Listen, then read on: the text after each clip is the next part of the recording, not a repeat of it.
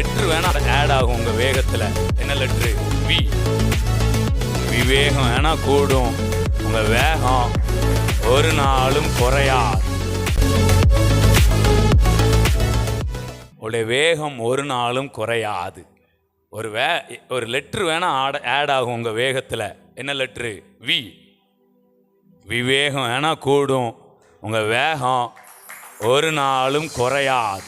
நீங்கள் விவேகமாக இருப்பது அதிகரிக்கும், உடைய வேகம் அதிகரிக்கும். Praise God. உலகம் ஓடி ஓடி படுத்துரும், ஆவிக்குரிய உலகம் ஓடி ஓடி பறந்துடும் உயரங்களிலே. இதுக்கு ஒரு அடையாளம் சொல்ல விரும்புகிறேன். நம்ம எப்போவுமே ஒரு சேலஞ்சாக பேசிகிட்டு இருக்கிறோம். இயல்புக்கு இப்பாற்பட்ட வாழ்க்கை. இயல்புக்கு இப்பாற்பட்ட வாழ்க்கைன்னா என்ன? உலகத்துக்கு ஒத்த வேஷம் தரித்து கொண்டு 80 எங்கள் ஆயுசு நாட்கள். ஆமாம், 70 கொஞ்சம் பலன் இருந்தால் 80, அடுத்து 40 கொஞ்சம் பணம் இருந்தால் 50, அப்படியே கீழாமல் வந்துட்டே இருக்கு. இதுதான் ஓடிக்கிட்டே இருந்தோம். அப்புறம் அப்படியே கீழாமல் என்ன பண்ணுறோம்? அடுத்து நடக்கிறது, அப்புறம் உட்கார்றது, அதுக்கப்புறம் படுத்துடுறது. ஆனால் தேவனுடைய சத்தம் நமக்குள் தொனிக்கும் போது, சத்தத்தை கேட்டுட்டீங்கன்னா நீங்கள் உயர்ந்து கொண்டே இருப்பீர்கள். Price God. 80 என்னவா மாறும்? 120, 120, 127, 147, 175, 180, 365, 900.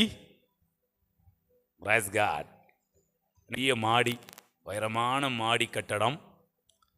அதில் இன்னொரு பக்கம் பார்த்தீங்கன்னா ஒரு ஆள் அப்படியே நின்று பார்த்துட்டே தான் இருக்கார். அவரால் என்ன பண்ண முடியலை, அதில் சும்மா ஏற முடியுமா? முடியாது. அப்போ ஒரு ஏணி வேணும். இப்போ இன்னொருத்தர் ஏணி வச்சுட்டு இருக்கார். அந்த ஏணி அதுலேயும் அவரால் ஏற முடியலை. ஏன் அப்படின்னா கீழே ஒரு கம்பி குறுக்க இருக்குது, அப்புறம் ரொம்ப உயரத்தில் ஒரு கம்பு குறுக்க இருக்குது. அப்படி அவரால் என்ன பண்ண முடியலை. அதே ஒரு மாடி மாதிரி இருக்குது. ஆனால் இன்னொருத்தர் என்ன பண்ணியிருக்கிறாருன்னா கரெக்டாக அப்படியே பக்கத்தில் பிடிக்கிற மாதிரியே இருக்குது. அதில் ஏறி ஏறி என்ன பண்ணுறார்? மேலே போகிறார். ஸோ தேவன் ஒரு பூரணத்தை நமக்கு முன்பாக வைத்திருக்கிறார். அது ஏதோ எட்டா கனி கிடையாது. அதை நாம் ஏறி பிடிப்பதற்கு தேவையான குறுக்கு கம்பிகளை நேர்த்தியாய் ஆவியானவர் வைக்கிறார்.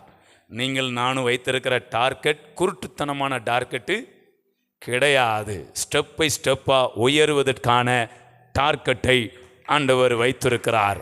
Price God.